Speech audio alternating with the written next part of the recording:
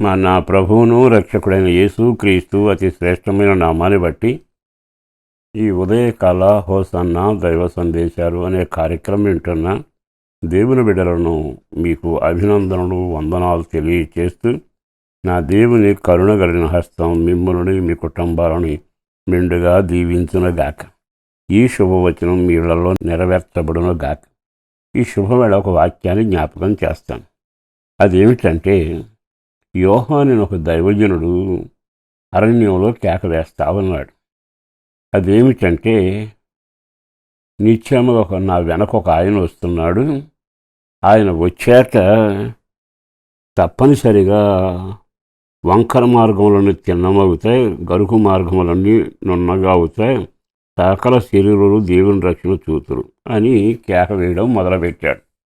ఆ కేక విన్నాక విచిత్రమైన అనుభవం ఏంటంటే, విన్నవాళ్ళందరికీ ఓ చక్కని ఆలోచన వచ్చింది. ఇప్పటి వరకు అద్భుతాలు చేసేవాళ్ళు వచ్చారు, ఓ రకంగా ఘనకార్యాలు చేసిన వాళ్ళు వచ్చారు, ఉచిత పథకాలు పెట్టిన వాళ్ళు వచ్చారు, రక్తదానం చేసిన వాళ్ళు వచ్చారు, ఇవన్నీ జీవితంలో చూశాం. కానీ వంకరవి తిన్నగాను గరుకుగా ఉన్నవి నున్నగా చేసే మార్గదర్శి ఒక ఆయన రాబోతున్నాడని యోహాను ప్రకటించాడు.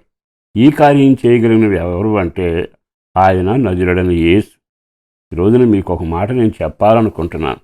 మీ మార్గాలు వంకరగా ఉండి ప్రారంభం బాగానే ఉంటుంది, ముగింపు వచ్చేటప్పుడు వంకరతనం. కొన్నిసార్లు మీ మార్గం నునుపుగా ఉన్నట్టుంటుంది, కొంత దూరం వెళ్ళాక అంతా గరుకు అవుతుంది. అంటే మన ఆత్మీయ జీవితం కానీ శారీరక జీవితం కానీ చాలాసార్లు ఎంత ప్రయత్నం చేసినా వంకరతనం సరవటం లేదు. బాగా ఆలకించండి. మనిషి చిన్నప్పుడు బాగానే ఉంటాడు. కొంత సొమ్ము లేక అధికారము ఆధిపత్యం వచ్చాక మనిషిలో ఎన్ని మార్పులు కలుగుతుంటాయి అంటే, వాళ్ళ జీవితంలో డబ్బు వంకరతనానికి తీసుకుని వెళుతుంది, ఘనత వంకరతనాన్ని తీసుకువెళుతుంది, కొన్నిసార్లు మనుషుల స్వభావాన్ని పూర్తిగా మార్చేస్తుంది. ఇట్లాంటి జీవితాల్లో కుటుంబాలు వ్యక్తులు చాలామంది పతనమైతే లూకాసు వర్తమానంలోని 3వ అధ్యాయంలోని 5, 6 వాక్యాలు చక్కగా రాయబడిన మాటలు విన్నారుగా. ఈ వంకరగా ఉన్నవి నున్నగా తిన్నగా చేయబడతాయి. ఇప్పుడు నీ వ్యక్తిగతంగా మంచిగా నడవాలని చాలాసార్లు ప్రయత్నం చేశావు, కానీ ఏదో ఒక రోజున అది గమ్యాన్ని చేర్చగా ముగించలేక వంకర మార్గానికి వెళ్ళిపోతాం. ఈ సమాజం నన్ను తిన్నగా నడవనియదు అనేవాడు కొంతమంది.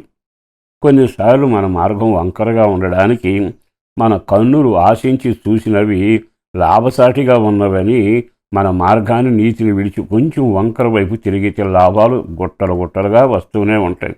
అంటే మనిషి జీవితంలో సాతాను ఎప్పుడు వంకరతనాన్ని కలుగచేస్తాడు. యథార్థవంతుడిగా, నీతిమంతుడిగా, సజీవుడిగా, అనేకుడికి దీపంలాగా ఉండాలని దేవుడు సంకల్పించిన నువ్వు ఎంత భక్తి నీతిలో ఉన్నా సాతాను వేసే వెరగాని, చెప్పే మోసం కానీ, ఓ రకంగా వేసే గాలం కానీ నీ జీవితాన్ని నాశనం చేస్తాడు.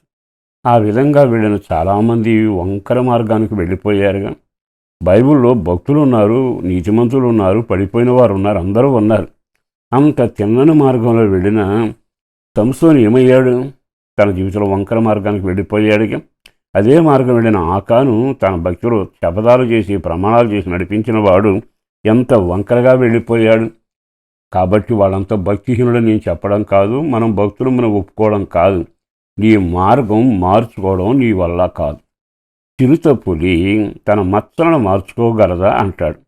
అంటే చిరుతపులి మచ్చలను మార్చుకోవడం వీలైతే ఒక నరుడు తన మార్గాన్ని మార్చుకోవడం ఇష్టం అవుతుంది, చేతనవుతుంది.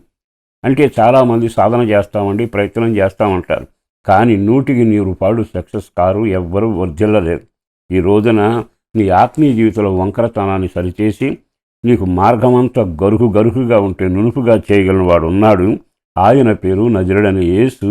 ఆయన ఆ పని మీద ఈ లోకానికి వచ్చి ఒక సవాలుగా ఒక మాట అన్నాడు. ఏమన్నాడు తెలుసా? నేనే మార్గం, నేనే సత్యం, నేనే జీవం. అంటే అటువంటి మార్గం నాలోనే ఉంది. మనం ఎప్పుడైతే యేసు వైపు చూస్తామో ఆయనలో నీతి ఉంది, పరిశుద్ధత ఉంది, పవిత్రత ఉంది, నమ్మకత్వం ఉంది, యథార్థత ఉంది. అవి తిన్నగా నడిచాడుతుంటే నువ్వు ఆ మార్గంలో వెళ్ళి చూడు, వంకర మార్గం సరిచేయబడుతుంది, గరుకైన మార్గం నునుపు అవుతుంది. యేసు ప్రభువును చూచి వెంబడించిన వాడు ఎంతమంది జీవితాలు మార్చుకొని భయంకరమైన త్రాగుబోతులు, వ్యభిచారులు ఓ భక్తుల్లాగా మారి జీవిస్తున్నారుగా.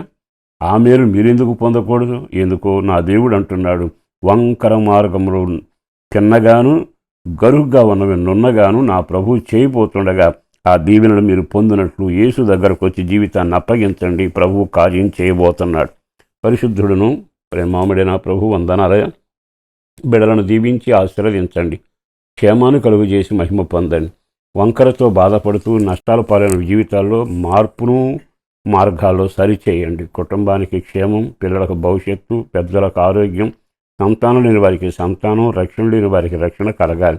వాళ్ళ కష్టార్జితం దీవించబడాలి. చేనైనా వ్యవసాయ వ్యాపారాలైనా ఉద్యోగాలైనా దీవెనకరంగా మార్చండి. రక్షణ భాగ్యం కలగాలి. ప్రార్థనాత్మతో నడిపించాలి. చిన్నని మార్గంలో దీవెనకరంగా నడిపించుమని యేసు పేరట వేడుచున్నాము తండ్రి. ఆమేన్.